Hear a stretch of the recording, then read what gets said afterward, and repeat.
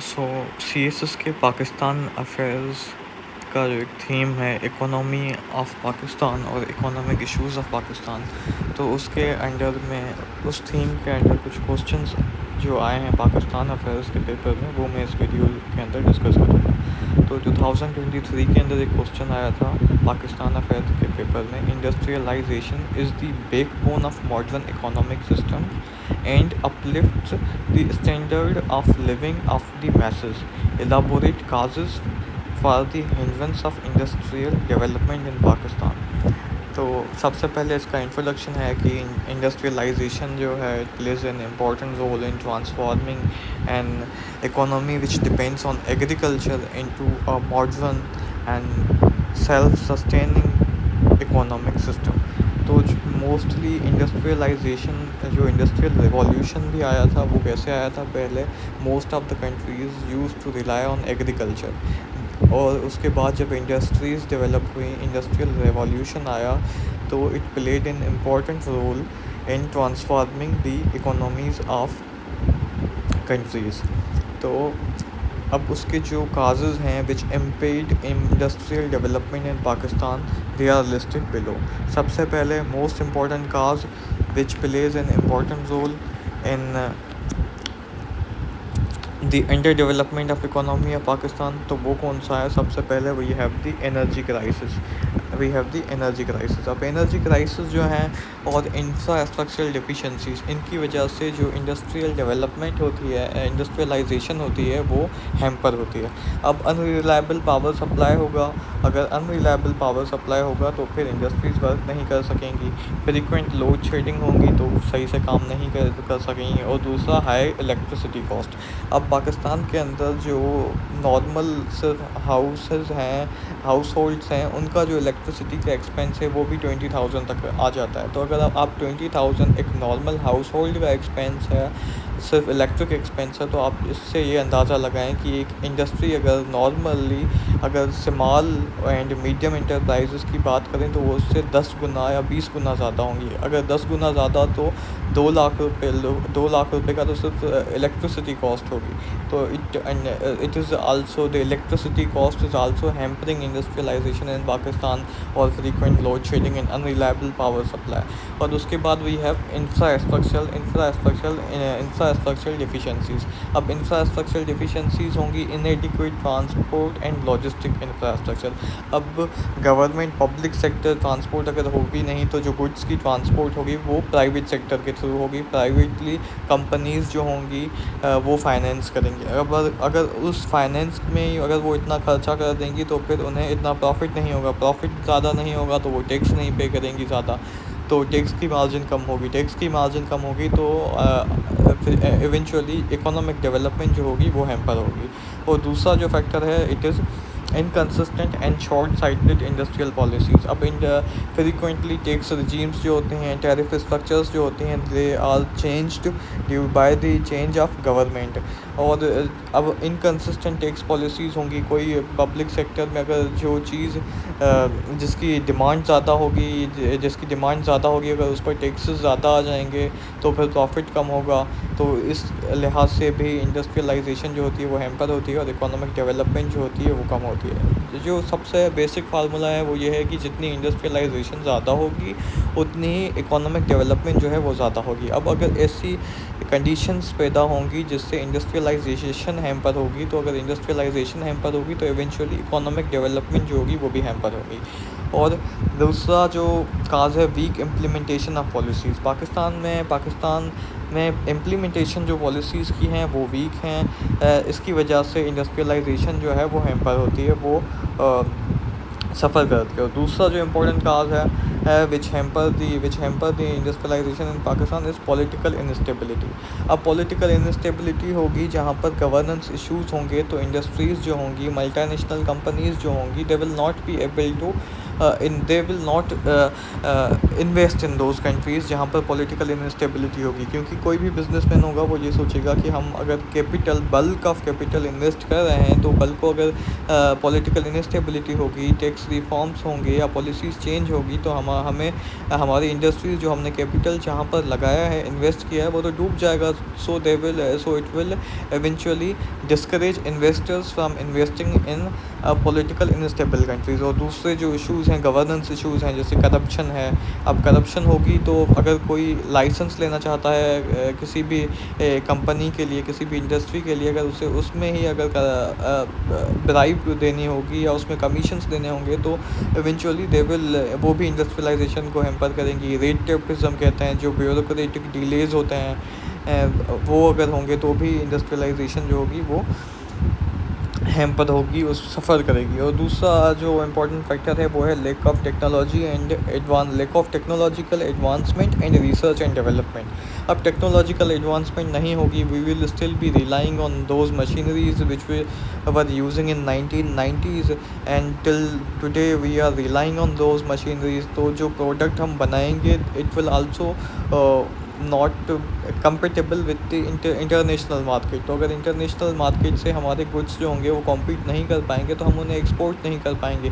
Export नहीं कर पाएंगे तो हमारे पास रेवेन्यू जनरेशन नहीं होगी। रेवेन्यू जनरेशन नहीं होगी तो हमारे पास क्या होगा, इम्पोर्ट्स ज़्यादा होंगे, एक्सपोर्ट्स कम होंगे। और जब इम्पोर्ट्स जो हों वो ज़्यादा हों और एक्सपोर्ट्स जो हों वो कम हों तो क्या हो जाएगा, ट्रेड डेफिसिट होगा। अब अगर ट्रेड डेफिसिट होगा तो इवेंचुअली इकोनॉमी जो होगी वो सफ़र करेगी। तो ये भी एक इम्पोर्टेंट फीचर है। ट्रेड डेफिसिट जो होगा वो होगा क्योंकि हम इंपोर्ट्स जो होंगे वो ज़्यादा करेंगे, एडवांसमेंट नहीं होगी, डिपेंडेंस ऑब्सलीट मशीनरी होगी। अब टेक्सटाइल, पाकिस्तान जो है वो टेक्सटाइल बहुत ज़्यादा एक्सपोर्ट करता है तो उसमें भी मॉडर्नाइजेशन की ज़रूरत है। और दूसरा जो इम्पोर्टेंट फैक्टर है वो है over dependence of textiles. Pakistan textile industry जो है it plays in crucial role in export sector of Pakistan, but we need to diversify exports.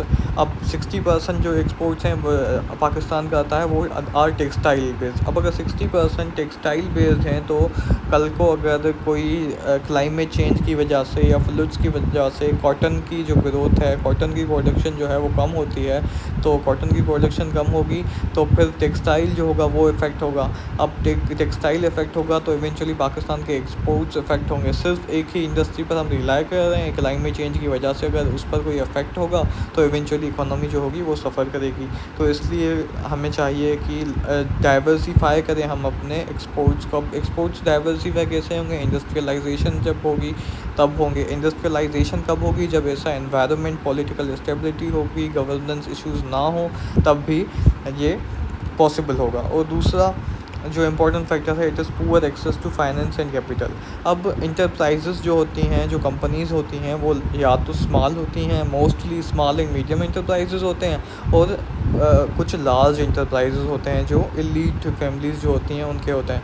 तो अगर स्मॉल और मीडियम इंटरप्राइजेज़ जो होंगे अगर उनका फाइनेंस तक जो एक्सेस होगा या कैपिटल तक जो एक्सेस होगा वो डिफ़िकल्ट होगा, तो क्योंकि अगर पॉलिटिसाइजेशन होगी बैंक्स की और अगर उन्हें लोन्स बैंक इजीली नहीं दे सकेगी तो फिर क्या होगा, उनका पुअर एक्सेस होगा to the capital and finance. अब एक्सेस ही पुअर होगा, कैपिटल फाइनेंसेस होंगे ही नहीं तो वो इन्वेस्ट नहीं कर पाएंगे। अगर वो इन्वेस्ट नहीं कर पाएंगे तो इंडस्ट्रियलाइजेशन नहीं होगी। इंडस्ट्रियलाइजेशन नहीं होगी तो फिर इकोनॉमिक डेवलपमेंट नहीं होगी। तो इवेंचुअली इंडस्ट्रियलाइजेशन की वजह से इकोनॉमी जो होगी वो सफ़र करेगी।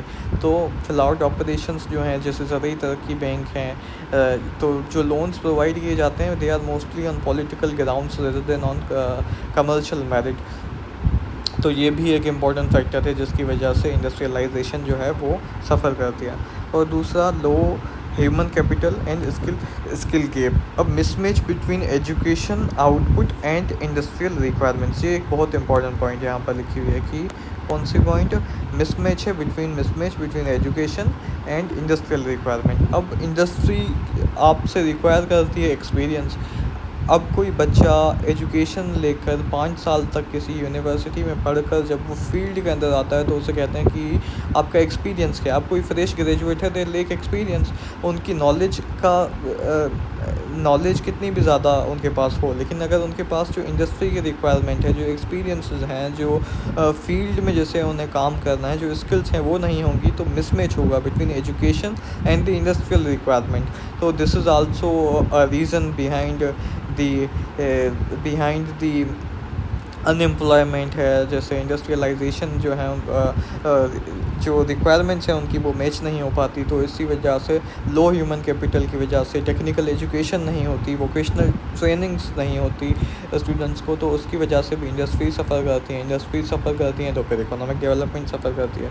और दूसरा जो है वो it is trade imbalance and the import dependency. अब डिपेंडेंट हम क्या करते हैं, imported raw goods in machinery, increase production cost. जैसे अब हम इंपोर्ट पर डिपेंडेंस ज़्यादा होती है हमारी और एक्सपोर्ट्स पर कम होती है, तो ट्रेड इम्बैलेंस आ जाता है। जैसे मैंने आपको पहले बताया कि ट्रेड डेफिसिट कैसे बेसिकली होता है, जब